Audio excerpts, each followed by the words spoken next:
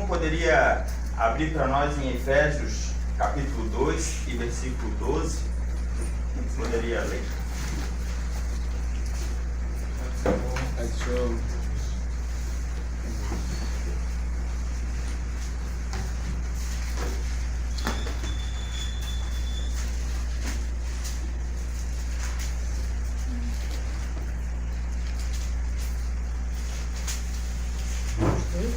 Que naquele tempo estavam sem Cristo, separados da comunidade de Israel e estranhos aos concertos da promessa, não tendo esperança e sem Deus no mundo. Aqui a palavra no final vai dizer, não tendo esperança e sem Deus nesse mundo. Isso é bem parecido muitas das vezes quando não conhecemos Deus. A gente, muitas das vezes, eu não sei se os irmãos, mas uma vez eu já me perguntei, qual é a finalidade de estarmos nesse mundo? Qual é a finalidade da razão do nosso viver?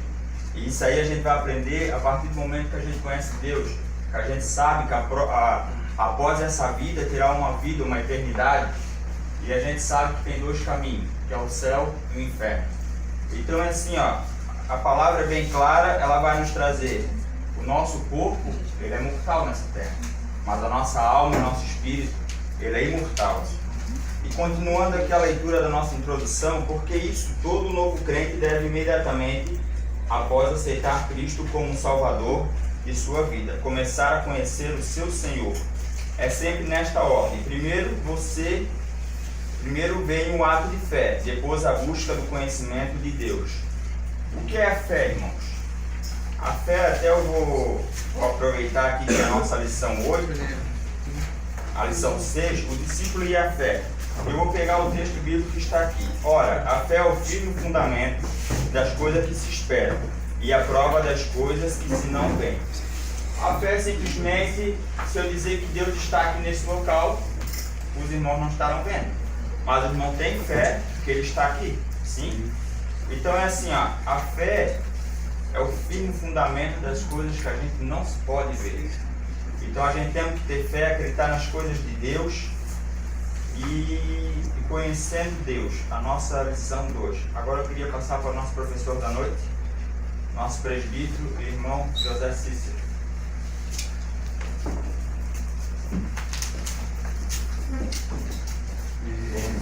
Eu quero saudar a todos com a paz do Senhor. Amém. Dizer do meu atraso, infelizmente, está sendo uma correria para mim. Ajudar aqui na igreja e ao mesmo tempo ter que estudar. Até sair um pouquinho mais cedo hoje, para me debruçar no assunto de hoje e para a gente conversar mais um pouco a respeito de conhecer ou do conhecimento de Deus. Às vezes eu me pergunto e fico assim a perguntar, será que realmente, de fato, a gente conhece Deus na prática? Né? Será que a gente realmente conhece a Deus? Existem vários deuses, né? Tiago não. Segundo os Coríntios, capítulo 4, versículo 7, diz que o Deus desse século cegou o entendimento dos infernos. Né? O Deus desse século, D minúsculo. E às vezes eu fico me perguntando, será que realmente conhecemos a Deus? Né? Porque quem conhece a Deus, de fato tem uma vida pautada na vontade de Deus. Esta é a verdade. Jamais eu posso dizer que conheço a Deus e ter aquela velha natureza. Não posso, de maneira alguma. Até então eu conhecer o presbítero Vilmar, eu não saberia, né? Assim, me aproximar dele enquanto eu, assim, conhecer um pouquinho da pessoa dele enquanto eu não me aproximasse dele. Por isso que Tiago faz questão de dizer, né? Humilhai-vos perante a potente mão de Deus e Deus vos exaltará. Em outros versículos diz, chegai-vos a Deus e Ele se chegará a vós. Então eu acredito que isso é muito importante. Para mim, é uma surpresa ver os irmãos aqui, o presbítero Daniel. Forte. Os irmãos aqui já tem uma certa base na fé. Bom, graças a Deus por tudo. Eu quero tão somente recapitular o texto da base para esta lição de hoje, que é Tiago capítulo 4, versículo número 8. Chegai-vos a Deus, e Ele se chegará a vós.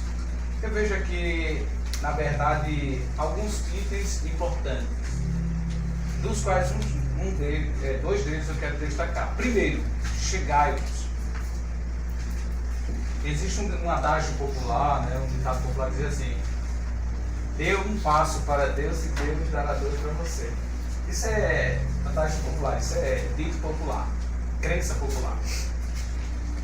Nunca e jamais será necessário Deus ter que dar passos, e para onde a sua existência cobre um globo terra. Então não tem como Deus se movimentar fisicamente, materialmente, Deus se movimentar, porque Ele tem o globo terra na palma da sua mão. Isso é uma crença nossa.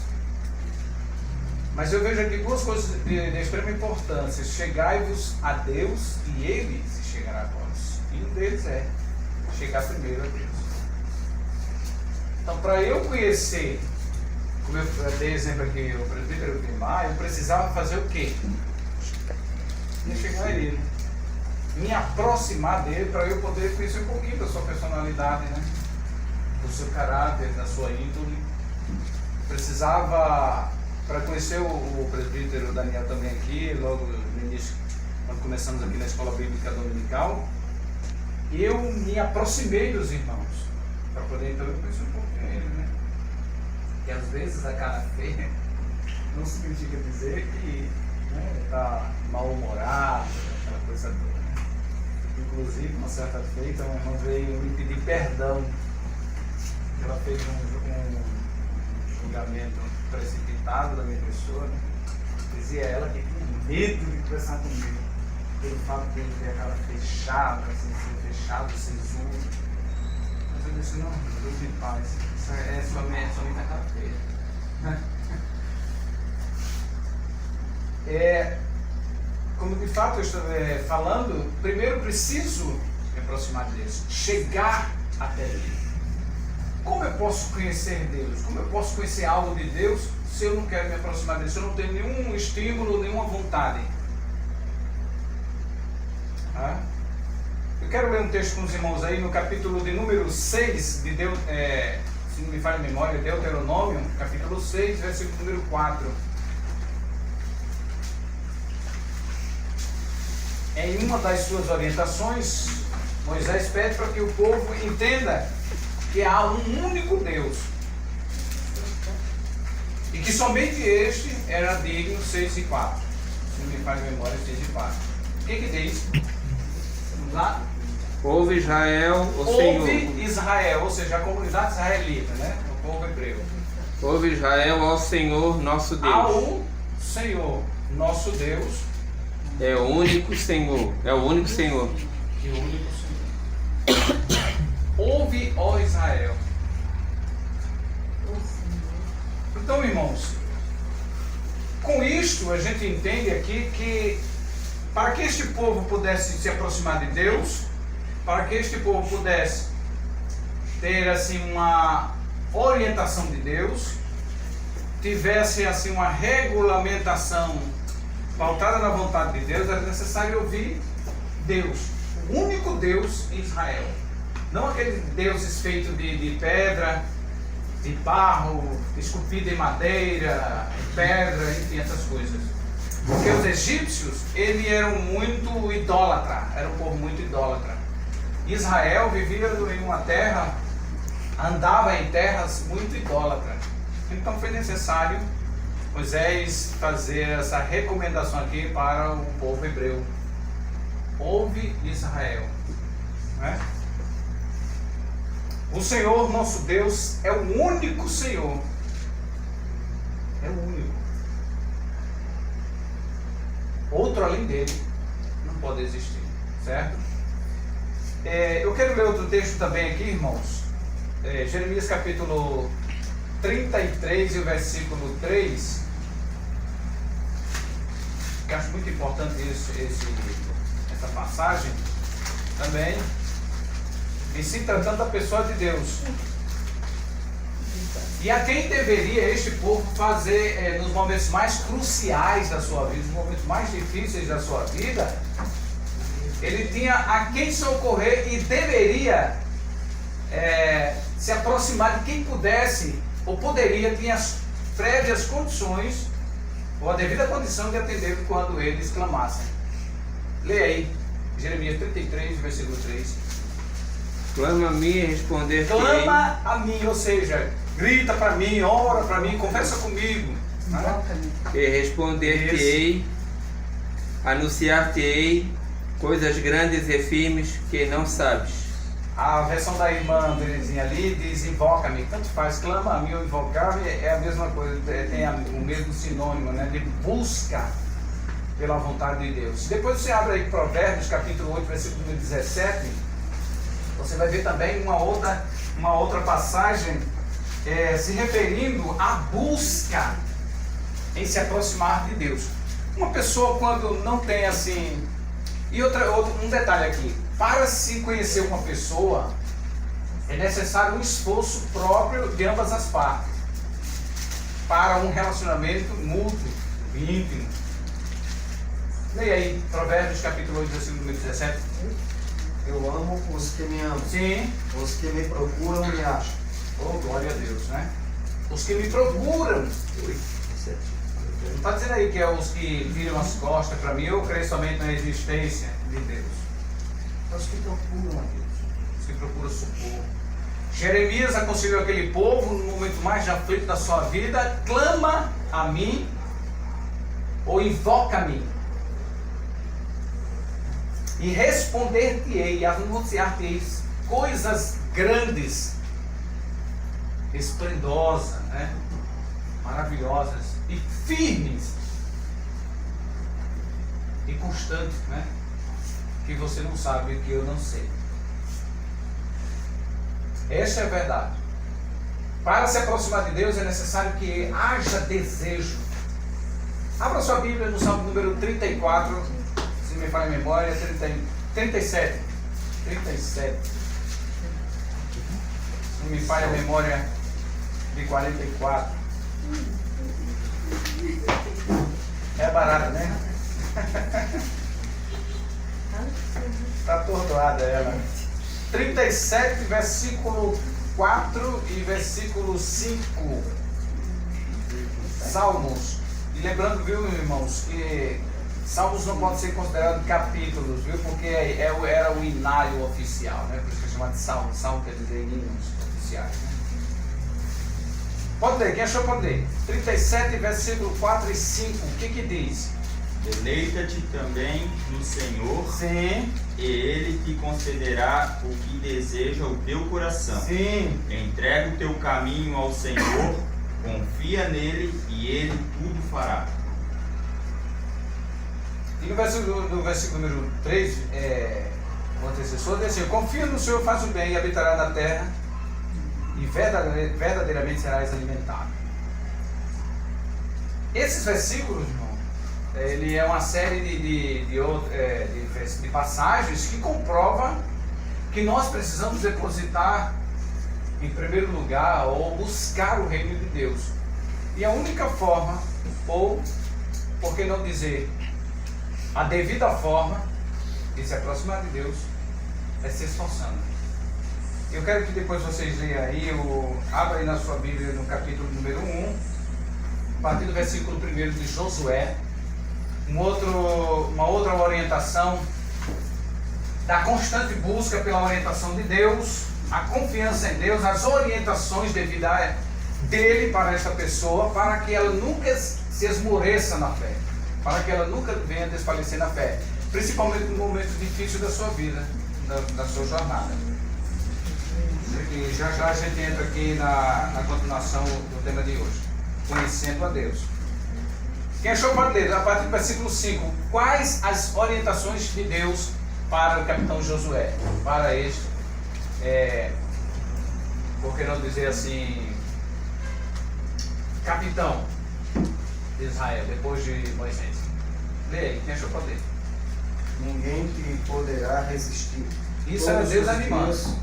Todos os dias da tua vida. Sim. como fui com Moisés, assim serei Olha o que contigo. Deus vem dizendo para Josué. Não te deixarei, nem te desampararei. Sim. Ser forte e corajoso, porque tu farás este povo herdar a terra que, sob juramento, prometi dar a seus pais. Tão somente ser forte e muito corajoso, para teres o cuidado de fazer segundo toda a lei que meu servo Moisés te ordenou. Dela não te desvies, nem para a direita, nem para a esquerda, para que sejas bem-sucedido por onde quer que andares.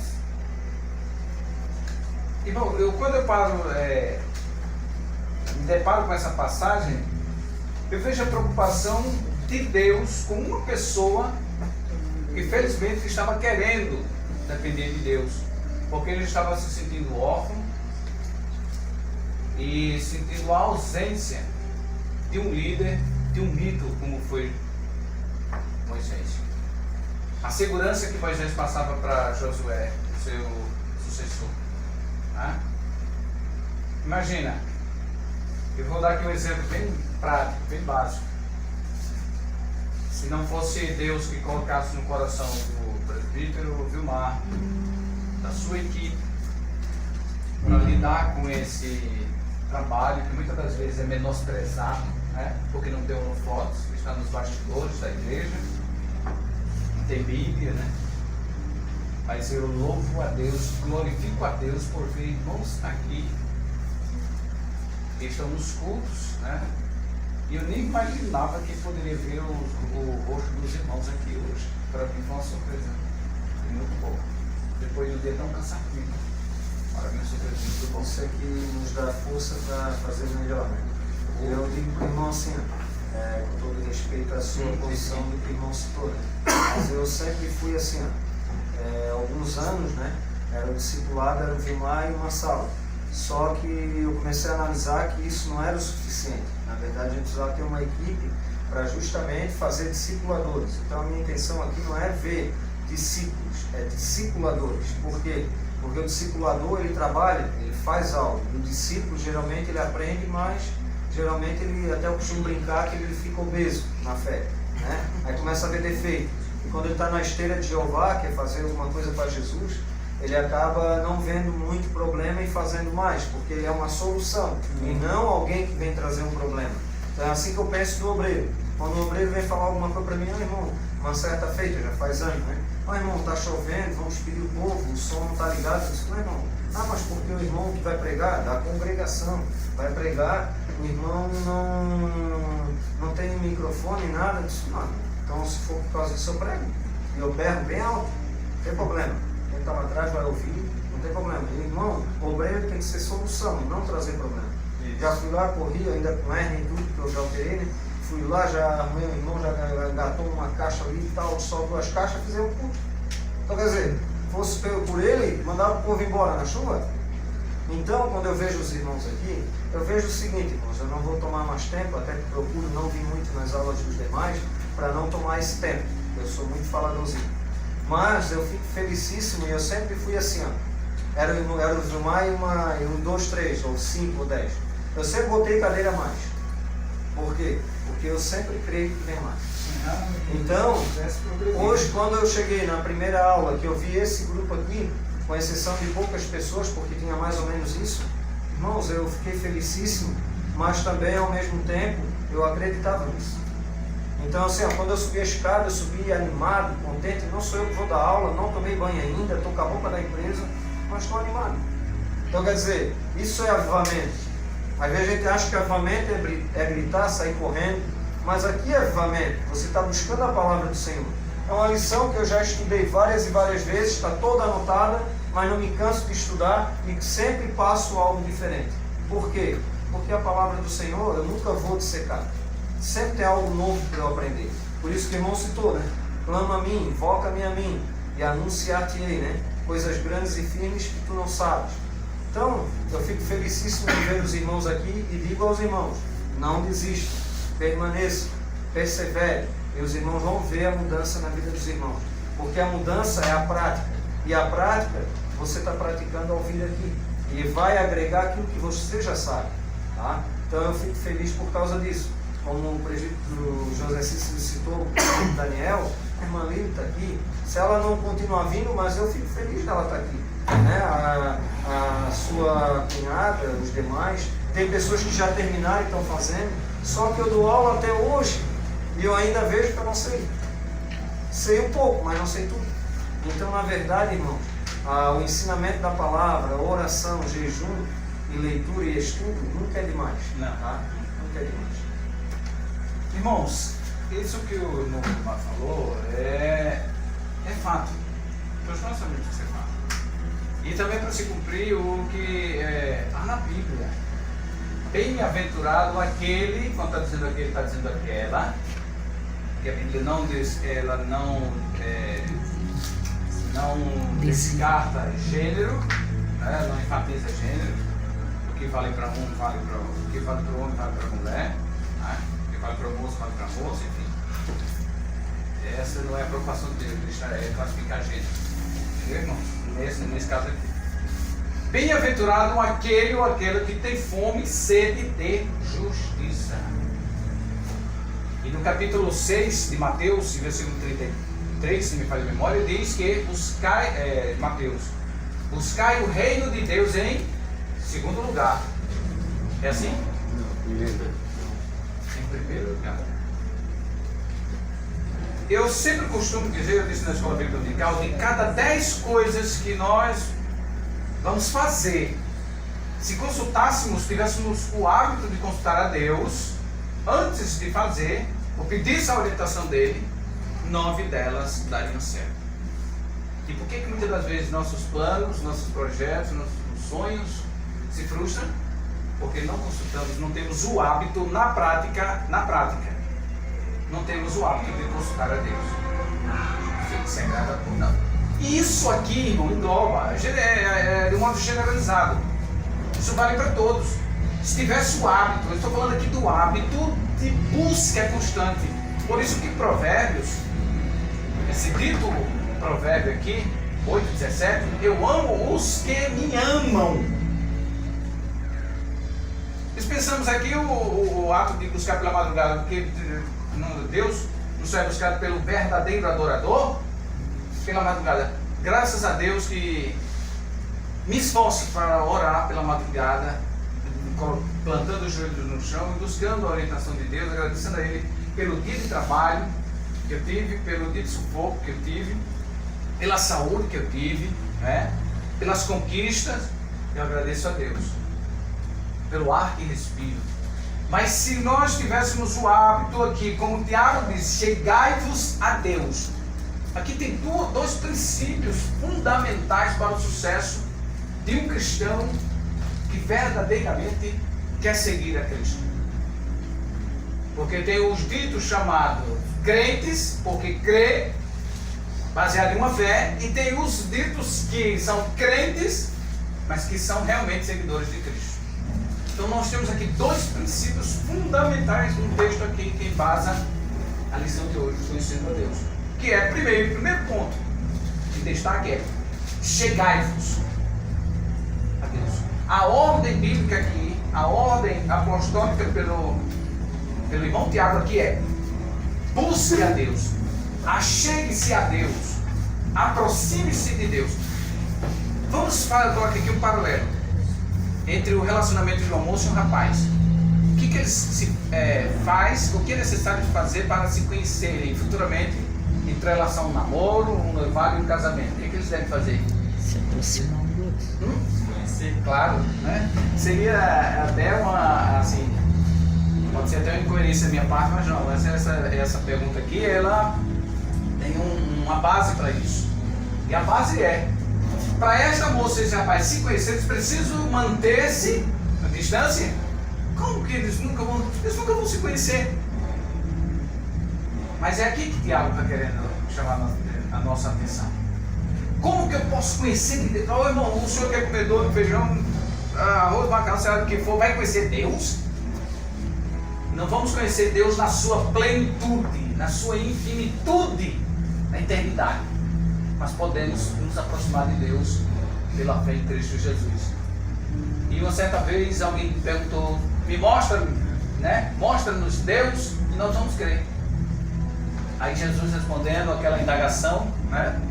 Disse: há tanto tempo que eu estou convosco, ainda me pedes para ver. Quem a mim me vê, vê o Pai. Na introdução da missão, conhecendo Deus através de suas o que, irmãos? Qualidades. Conhecendo Deus através de suas qualidades. Deus tem muitas qualidades através das quais Ele se identifica com os homens e ao mesmo tempo torna-se diferente de todos os seres espirituais. Você descobre quais são as qualidades de Deus ao conhecer os seus nomes. A mente humana, irmãos, a mente humana tenta descrever, narrando em letras, palavras, em pensamento, redigido, como que é Deus. Uma certa feita uma mãe foi interrogada pelo seu filho pequeno. Uma certa feita uma mãe foi interrogada pelo seu filho. E o filho dela perguntou: mãe, quem é Deus? Como ele é? Que pergunta, né? É até de cunho filosófico, né? Quem é Deus na prática? Será que Deus é aquele Deus lá pendurado no madeiro, cabisbaixo, moribundo, assim, sem esperança de sair lá da crucificação? Parece que não terminou aquela saga calvariana, né? Aquela coisa toda. Quem é Deus? Aí a Bíblia responde, no capítulo de número 4, versículo 4, se me falha a memória, João capítulo 4.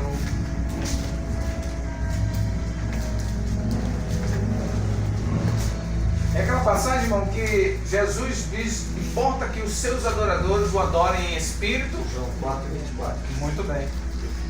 Leia aí quem achou para dentro. Vai anotando esse versículo que é muito importante, viu?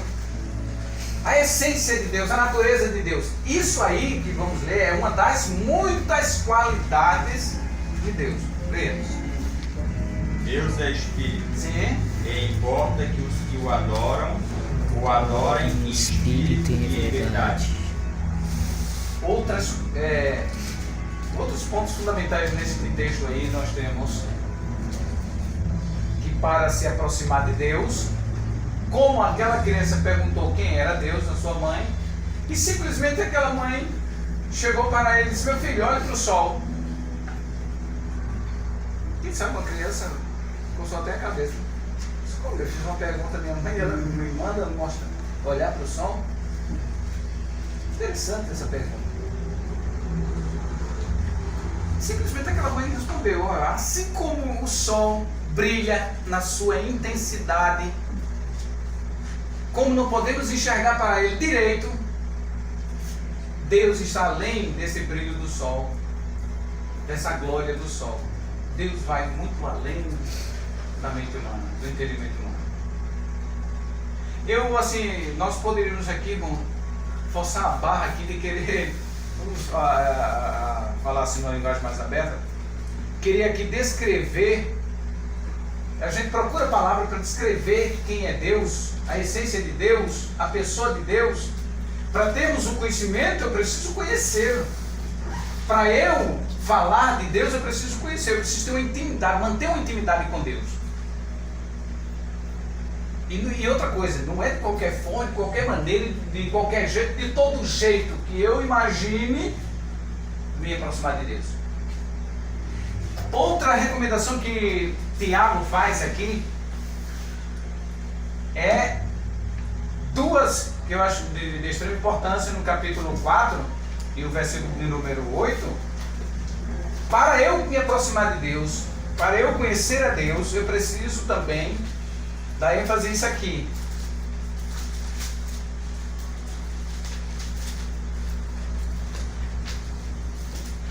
Limpai as mãos, pecadores. Eu preciso ter uma vida de santidade, de pureza, em todos os aspectos da minha vida. todos os aspectos. Preciso manter uma vida de pureza. Eu preciso manter uma vida consagrada a Deus, se eu quiser conhecer Deus. E esse é um dos muitos caminhos, ou entre tantos, para se aproximar de Deus. Mas pelo menos aqui é um dos únicos caminhos que me leva até chegar a Deus. Certo? Limpai as mãos, pecadores. E olha quem busca Deus. Pecadores, como nós. Sujeito às falhas e pecamos em 3 esferas na vida: pensamento, em palavras e em obras. Nunca, ninguém jamais pode dizer assim: eu hoje não pequei. Não tem como. Não tem como. Dizer que não peca. Romanos capítulo 3, versículo número 11. Olha o que a Bíblia diz. Não há ninguém que entenda, não há ninguém que busque a Deus. No versículo 10, como está escrito, não há um justo, nenhum sequer. Então não tem ninguém que diga que não pecou, que não peca, que não passa um dia sem pecar. Porque só em lembrar daquelas baladas, daqueles ralabus que a gente tinha na vida velha, eu tentar cantar a letra daquelas músicas antigas, aquelas coisas, né? Aquelas músicas profanas, né? Só a gente dizer uma letra daquela música, já pecamos. Ô irmão, tem como se livrar dessas coisas? Tem. Cantando a Deus, ocupando a mente. em Tiago, como Tiago é muito sábio, Tiago não, é Paulo escrevendo aos Filipenses, sabe o que no capítulo 4, versículo 8, ele nos ajuda a ocupar a nossa mente quando temos a intenção também de buscar a Deus, com o pensamento vidrado na pessoa de Deus, direcionado na pessoa de Deus. Mas irmão, peraí, irmão, quer dizer que vamos viver 24 horas aqui, hipnotizado aqui, na hipnose, assim, pensando em Deus? Não é bem por aí. Você pode estar adorando a Deus em espírito, buscando a Deus em espírito, dirigindo o seu automóvel aqui, pensando no culto, buscando a Deus. Naquela letra que adora a Deus, buscando a Deus. Naquela palavra, naquele culto pentecostal abençoado, doutrinado, para buscar a Deus. Está assim. Não tem seu pensamento. É até interessante que o texto de Tiago ali, né, que é a introdução da lição, né, o texto museal, chegai-vos a Deus e Ele chegará a vós. Uma condição, né? Então quer dizer que eu preciso chegar a Ele. É condicional, né? Eu preciso chegar a Ele para Ele se aproximar. Aí eu pergunto assim, né? Como eu vou me aproximar dele se eu não vejo, se eu não toco? Como que eu vou entender Deus? Né? E a gente tem muito aquela questão. Essa pergunta é interessante, né? O senhor falou, é filosófico, né? Sim, então assim, tem gente que é contra, chega assim a ser, como é que eu vou dizer? Chega a ao falar extremo, mal, né? ao extremo, falar contra a filosofia. Sim. A filosofia nem de tudo ela é boa, mas nem de tudo ela é ruim. Isso já é filosófico. É como um peixe cheio de espinha, né? Já é filosófico a forma que eu estou falando. Então, o que acontece? Então não tem como vincular a filosofia da Bíblia, porque a Bíblia tem filosofia. Tem. Né? Então, aí eu digo para o irmão assim. É só olhar para os 5 livros sapienciais, né? Que é Jó, Salmos, Eclesiastes, Provérbios, né? Cantares de Salomão. Tem filosofia nesse livro. E a Bíblia inteira, né? Vamos olhar lá, capítulo 17 de Atos do Apóstolo, o apóstolo Paulo está expulsando o Areópago. Então ele está falando de Epimênides, que era 600 a.C., falando do pensamento dele lá. Então o que eu digo para o irmão é assim, é que Deus precisa se revelar para nós o conhecer. Né? Então assim, Parece até um contraste, né? Uma controvérsia, mas não. Porque eu tenho que me aproximar para ele se achegar, mas de contrapartida é ele que se revela. Né? Pois se não se revelar, como é que eu vou entender? Não. Ele quer apenas um esforço da nossa parte, é um desejo de querer conhecer ele, e aí ele se revela. Então assim, para concluir, né, de 3 formas básicas, eu sempre penso dessas formas. Primeiro, né, através da natureza, Romanos 1:20, os atributos invisíveis de Deus, tanto o seu poder quanto a sua divindade, pode se observar por aquilo que foi criado. Então quando eu olho para a criação de todas as coisas, e a complexidade da vida, eu começo a entender de forma racional que existe um ser supremo. Então ela mostra que existe um Criador, mas ela não diz quem é. E que é Aí nós temos que ter uma outra revelação. Aí eu vou para João 5,39. Aí Jesus diz assim, ó, examinai as Escrituras. Vós, está falando aos religiosos da época, vós julgais ter nelas a vida eterna.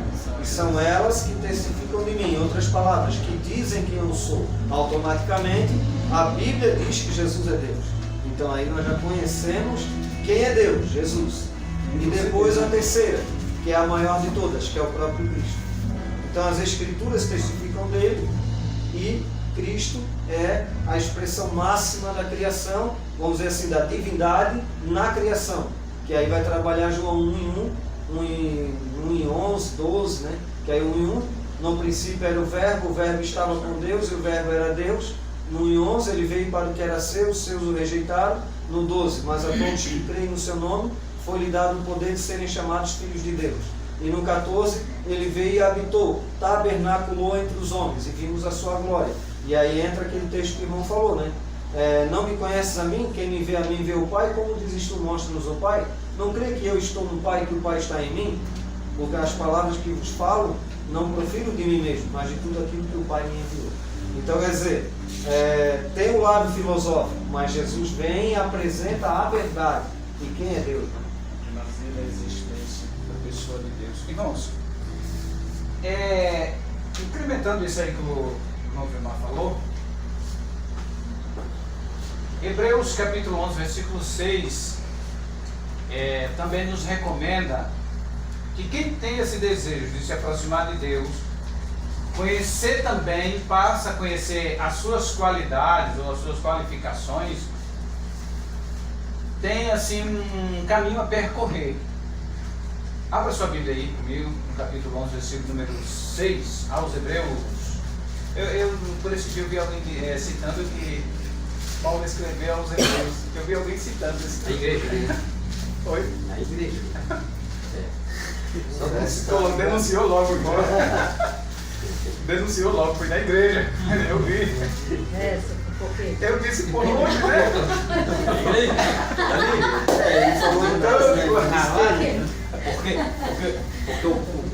Porque eu entendo que é meu top 1. porque o pastor Boldrin falou o seguinte, o pastor Boldrin, lá na sede, falou que nós precisamos aprender, para não falar errado. Muito bem, certo. Outra coisa também, irmãos, é quando já que estamos num pouco de aprendizado, é quando eu fico observando, porque você tem que ter 2 pavios, né? Um aceso e outro apagado.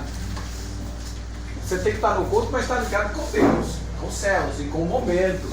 Entendeu, irmãos? Então assim, eu já observei quando alguém vai ler nos livros 1 Crônica, 2 Crônica e 1 Reis e 2 Reis. Eu já vi alguém citando assim, eu quero ler aqui em 1 Crônicas, em 1 Rei, né? Irmãos, é bom lembrar que esses 2 livros aí não tem nada a ver com carta ou epístola, viu? Para ser citado primeira ou segunda, viu? É sempre primeiro e segunda, viu? Porque eles não têm cunho e classificação como carta ou epístola, certo? Tudo bem. Sim, leia aí. 11 e versículo 6 aos Hebreus.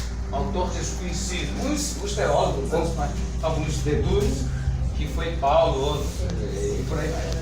Ora, Sim. sem fé, Sem fé. é impossível agradar, Sim, porque é necessário que aquele que se aproxima de Deus sim. creia que Ele existe e que é galardoador dos que o buscam. Bom, uma das qualidades,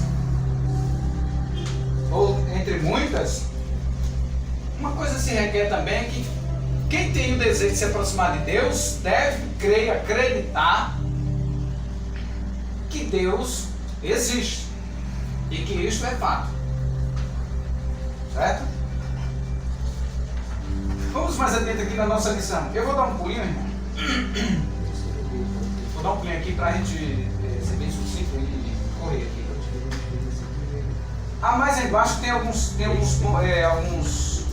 algumas pontuações, eu queria destacar algumas delas. E a primeira é: o seu nome deve ser invocado na adoração. Gênesis 12, versículo 8. Como eu falei, irmãos, conhecendo a Deus através de suas qualidades. E embaixo, o autor dessa revista nos aconselha que o seu nome deve ser invocado na adoração. E como já falamos, Deus não tem matéria corpórea. Ele depende de um corpo, ele não depende de matéria para a sua autoexistência. Quando você lê assim, braço, cabeça, mão, dedo, pé, olhos, boca na Bíblia, isso está falando da antropologia, né?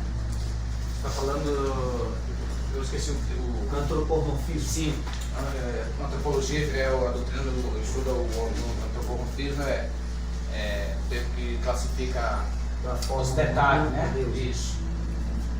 Quando você vê isso na Bíblia, irmão, não pense que Deus tem braço, tem cabeça, tem perna. Ah, eu não disse que Deus tem cabeça, tem perna, tem braço, e que a terra é o estrado dos seus pés. Eu não disse que ele tem pé. Deus não precisa de nada disso, viu, irmão? Eu penso o seguinte, a Bíblia não fala, mas eu posso aqui pensar, raciocinar, que Deus ele não precisa de nada disto, apesar das suas muitas qualidades. Deus não precisa de forma corpórea para se locomover de um lado para o outro, principalmente para se chegar diante de um adorador. Abraão tinha o hábito de adorar a Deus, e para se buscar a Deus é necessário um espírito quebrantado, um coração contrito, arrependido, não amargurado, sabe, irmão? Amargurado, cheio de ódio, de rancor, sabe, de ressentimento, não, mas de quebrantamento. Você quer ver isso aí? Salmos número 51, versículo 17. Acho lindo essa passagem. Quando o salmista ele pecou, quando Davi pecou, uma das coisas que me chama a atenção é que ele não manteve assim arrogante, sabe, aquele pecador presunçoso, arrogante, me deixa, me largue, me solte, não. Ele prontamente se arrependeu amargamente e espírito porque praticava aquilo contra Deus. Porque quem peca, irmão, peca contra a sua própria alma e contra Deus. Leia aí, pode ler. Versículo número 17. Os sacrifícios para Deus Os sacrifícios para Deus são o espírito quebrantado. Primeiro, um espírito quebrantado. A um coração quebrantado. Segundo, um coração quebrantado ou contrito. E contrito. Não desprezará, ó Deus. E terceiro, nesse versículo eu vejo três coisas que Deus não despreza. É quando um pecador, irmão, ele se arrepende dos seus pecados. Há 26 anos atrás, eu era um pecador que não era nem santo, nem tampouco ruim demais. Nem santo, nem ruim demais. Eu era um pecador assim moderado, mas não deixava de ser pecador. Precisava da graça salvadora de Deus. Certo? E no dia que eu aceitei, me predispus a aceitar a Jesus como meu Senhor e Salvador, quando a esposa de um pastor pegou na minha mão assim e disse: Cícero, Deus tem um plano na sua vida. É como se Deus, eu senti naquele momento, como se Deus tivesse pego assim, ó, você agora é meu e não vou lhe largar. Mas naquele dia saiu assim aquela montoeira de pecado das costas. É como se a minha alma fosse esvaziando. Aí comecei a me desmanchar em lágrimas. Eu nunca chorei tanto, nunca tive a sensação de choro, mas um choro, porque a Bíblia também destaca 5 tipos de choros na Bíblia, eu encontrei. Eu me falha a recordação agora os textos, mas 2 deles eu quero destacar, que é um choro por aquela sensação de alegria, motivada por um gozo na alma, aquela sensação motivada por uma alegria, né? De alguma coisa que você, um sucesso na vida, sei lá, qualquer coisa. E aquele choro que é provocado por uma sensação interna, aflitiva, sabe? Aquela sensação aflita, aquela aquela sensação de medo, de pânico, de pavor.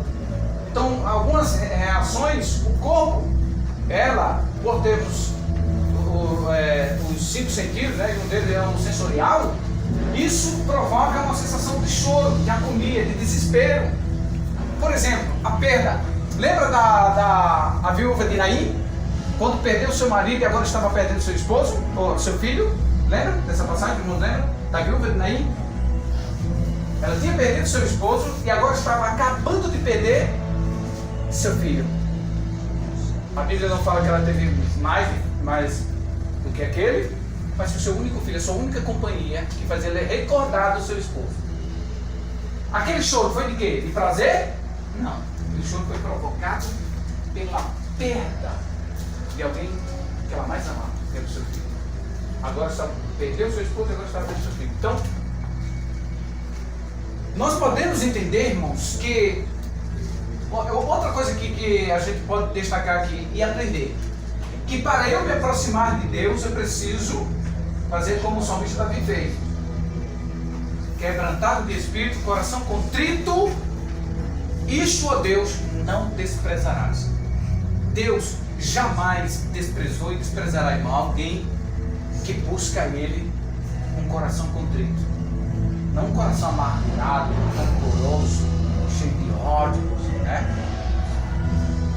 Há poucos dias eu me submeti a uma situação tão constrangedora, meu Deus, que eu fiquei assim, pendurado por um fio de cabelo.